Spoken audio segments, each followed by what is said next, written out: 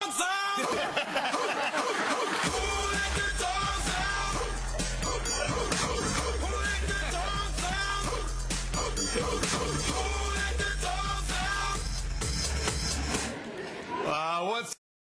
and Recreation have a public hearing, listen to what are the needs of each of the residents' concerns are.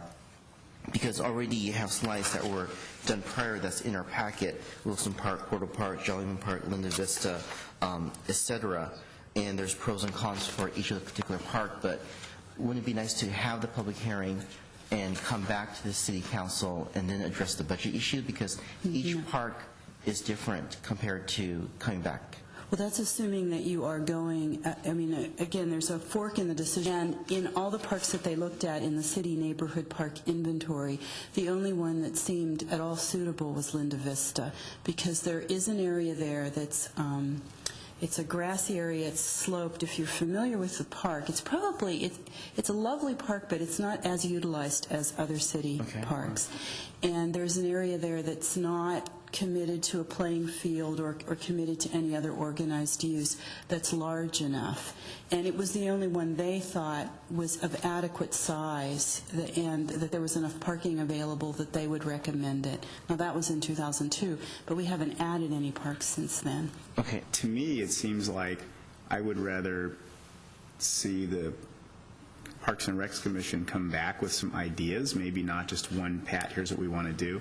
Like they may come back and if we say, well, we don't want to spend money, we want to do an hours type thing, which is one of the suggestions you made, that, and I've heard that from the public as well, maybe that's a good idea, but maybe they come back and go, we don't like that idea for these reasons, and we should look at this other reason. If we kind of pinhole them into something, I'm a little concerned that, we can kind of give them direction, like, hey, money's kind of tight right now, keep that in mind when you're thinking about it, but I'm a little bit concerned with giving them a more specific direction. Can you comment on that?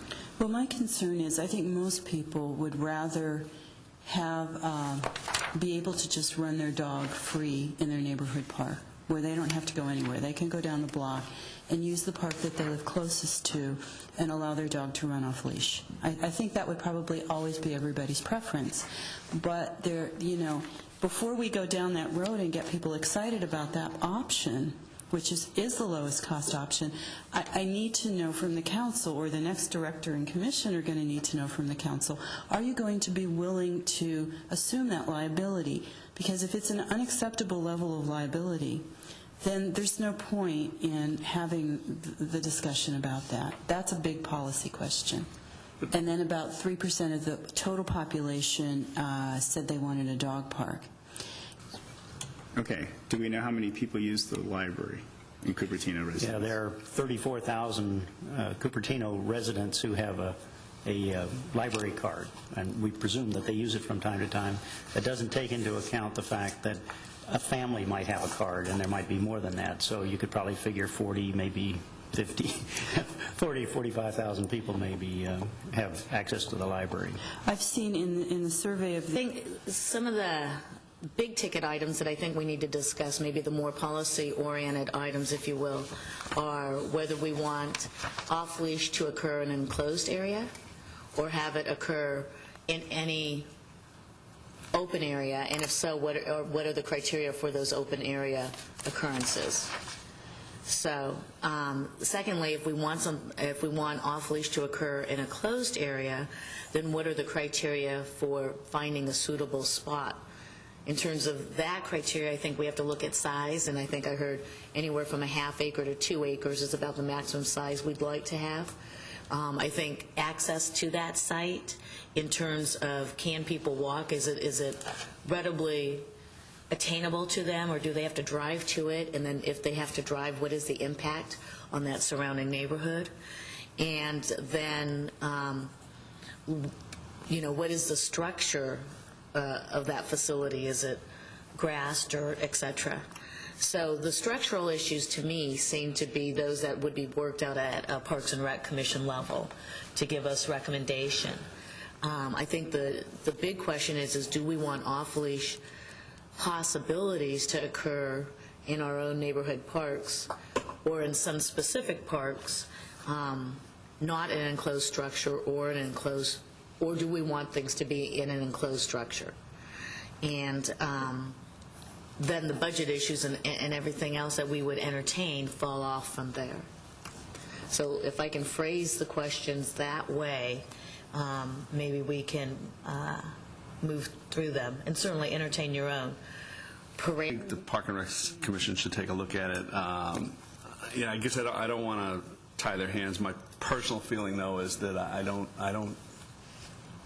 think I'm going to like the idea of hours or something, and you know, in a park or whatever. Because I think that aside from just pure liability issues and dollars and cents, I don't think people should have to think about, whoops, I better not go to that. I better not bring my little kid to that park at that time because there's going to be dogs running around without a leash. I think they're going to either real events or just they're going to be scared or whatever. And you know, I watched something in San Francisco. I guess they just don't care about their leash laws because they just let them roam anywhere, and I think we do. And so I like the idea, if you do it, of a set place where people know, and you know, it's clear that's a dog park and it's enclosed or whatever. So, But you know this and kind of outline what the parameters are first, yeah. So that the first couple of discussions, perhaps they're not even talking to the public en masse yet, but they're kind of formulating ideas themselves, so that when they do have, and I think a citywide noticing has to be done. I think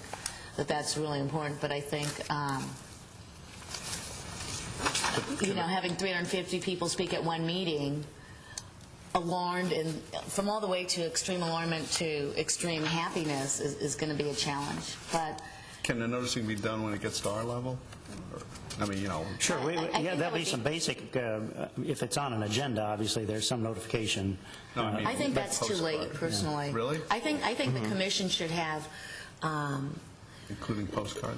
My guess is it's going to be multiple meetings, and I kind of agree with Dolly on this. I think it's okay in the first meetings to not do postcards, but I think you should put it in the paper so enough people show up early on that they can have some input and they can find out about it. And then perhaps maybe on their last meeting, if they're getting down to something a little more concrete that they want to present to us, then I think postcards are appropriate. And I agree with Mark, is that you should start with the Cupertino scene as something that's really economical, and then eventually you do need a citywide notice. I mean, because you need to educate the public. If there's folks who are really scared of dogs, which there are, you know, we need to alleviate their concerns and let them know that there may be a permanent park, maybe in the county or in the city around the corner, and we have to address those issues. We shouldn't be running away from those issues. We should confront those. So I'm reading there, at least Dave. Confirm it, Dave. Yeah, you can confirm it. I understand what Mark had say, that there's no changes at the premium, at the insurance from ABAC. However, that's under the assumption there's no claim whatsoever.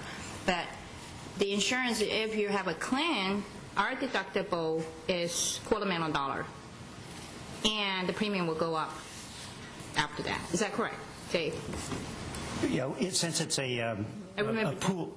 Since it's a pool, they get the money back from you over time, so it amounts to spreading out the cost. If there is a finding against the city and we have to pay something, there is a deductible of $250,000, and you would find that the rates would go up if it were a substantial charge above that. Okay, so that's Clearly, though, you have to use common sense in terms of where you locate it.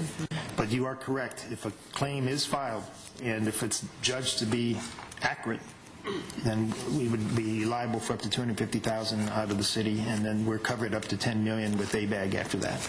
And you said the ABAC suggests to avoid any of the park that near playground, or the park has the playground. Just be careful of mixed use. I mean, that just makes sense, But and that's in our own criteria. Elderly? We consider the elderly. I mean, the elderly. Elderly counts too. Elderly doesn't necessarily tie into any playground. So. But if you know that there's in this a particular park that there's an area where Tai Chi is practiced, you would not put your off-leash facility right there. And you have to look at the different uses and try to be practical in terms of where you might put, and that's all part of the work that has to be done in advance as well. So maybe the Tai Chi group is at 8 in the morning, so you don't put a dog, anything to do with dogs at 8 in the morning at that location. Or maybe that's an argument to have a fenced area. But that's why, the thing that will cause a